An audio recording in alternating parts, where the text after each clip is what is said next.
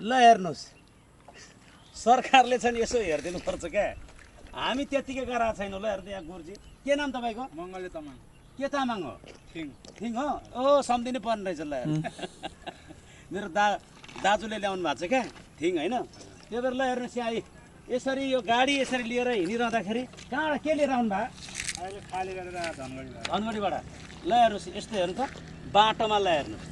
यता हाम्रो सहचालक हेर्नु है यता दृष्टिले हेर्नु मैले बारम्बार भनेको छु नि पसिना कसरी काट्छ यी गर्मीमा हेर्नु यसरी सेन्डो लाएर कति दुःख पीडा छ ल हेर्नुहोस् त के म पकाइदिउँ पकाइदिउँ म पर्दैन ल हेर्नुहोस् हाम्रा छ नि सहचालक कति छ नि हिम्मतिला छन् चालकले चाहिँ यत्रो छन् दुःख गरेर हेर्नु त यहाँ छ नि केही हुन्छ कि भनेर राति चाहिँ टलक्क छ नि बत्ती बल्दाखेरि टक्क देखिने क्या यो गाडी दुर्घटना नहोस् भनेर यति हामी सक्षम छौँ चालक तर यो राज्यले अब गइरहँदाखेरि बाटो हेर्नुहोस् न त्यहाँ अब के हिँड्ने भनौँ भने फेरि प्रोत्साहनले भन्यो भन्छ अनि कता कताबाट छ नि युटर्न र छ नि टक्क यो दाहिने देब्रेबाट स्वाट आएर फुत्तै छिर्छन् अनि ठुलोको दोष दिन्छन् अहिले हामी गुलेरियामा प्रदीप थारूलाई भेटेर आएँ यस्तै गरी चाहिँ अस्ति भैँसीको त्यो छ नि भैँसी राँगा के गर्ने बेलामा त्यो भैँसीले अलिकति गाडीले छुएछ टडकले होइन ट्रक चालक हुनुहुन्छ निरञ्जन दर्जी र उहाँको ट्रकले चाहिँ यसरी छुएपछि भैँसी बाघ अर्ना साँडेले भेट्दा के हुन्छ मान्छेलाई होइन यो निर्जीव वस्तु हो मैले बारम्बार भनेछु अनि छ नि त्यो भैँसीले छ नि गएर छ नि त्यहाँ उ गर्दाखेरि एकजना छ नि सशस्त्र प्रहरी मृत आत्माको शान्ति भन्न चाहन्छु र छ नि आत्माले छ नि शान्ति पाउन हार्दिक श्रद्धाञ्जली पनि हामी सम्पूर्ण चालकबाट भन्न चाहन्छु र यस्तै गरी त्यहाँ एकजना जवान घाइते भएका छन् उहाँको पनि शीघ्र स्वास्थ्य लाभको कामना तर मरेर जाने फर्किँदैन होइन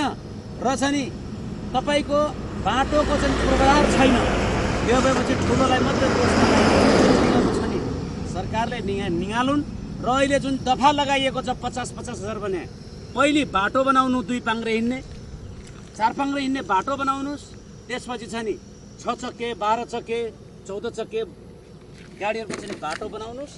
अनि तपाईँ चाहिँ 50,000 होइन गल्ती गर्नेलाई छ नि 1 लाख विदेशमा तपाईँको हेर्नु त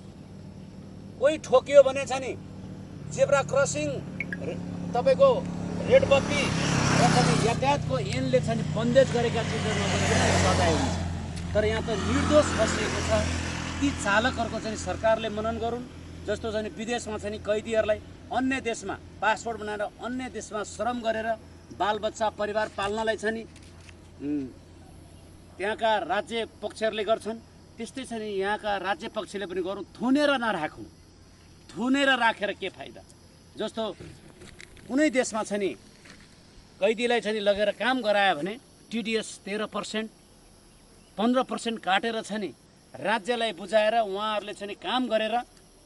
आफ्नो बालबच्चा र छोराछोरीले पनि शिक्षा पाउँछ त्यो भएर यी चिजहरूको चाहिँ सरकारलाई ध्यान होस् मनन होस् अहिले छ नि यहाँ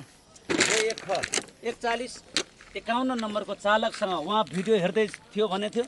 आशा गरेछ निराशा नहुनुहोस् अब यातायात चालक एकता समाजले छ नि चालकको अभिभावक बनेर अब यी हामी छ नि बुझ्दैछौँ अहिले मेची महाकाली अभियानबाट भोलि हामी कुन कुन जेल र छ नि कहाँ छ नि कैदी बन्दी बनाएर राखिएको छ त्यसको पनि हामी डाटा लिन्छौँ सिडिओ र छ नि एसपी साहबलाई चाहिँ 2 हात जोडेर चाहिँ चालकको पनि पीडा र मनन हेरिदिनुहोस् जस्तो तपाईँको आत्मा त्यस्तै आत्मा हो हामी चाहिँ धनिक भएर हिँडेका होइनौँ हामी गरिब श्रमजीवी बनेर लाइसेन्स राज्यको नीतिमा लिएर चाहिँ गाडी गुडाएका छौँ जसको गल्ती छ उसलाई छ नि सजाय हुनुपर्छ गल्ती नहुनेलाई छ नि यसरी थुन्नु हुँदैन यही सम्पूर्ण चालकलाई यही मेची महाकाली हिमाल पहाड तराई कोही छैन पराई चालकका पनि पीडा बुझिदिनु भन्न चाहन्छु हस्त नमस्कार।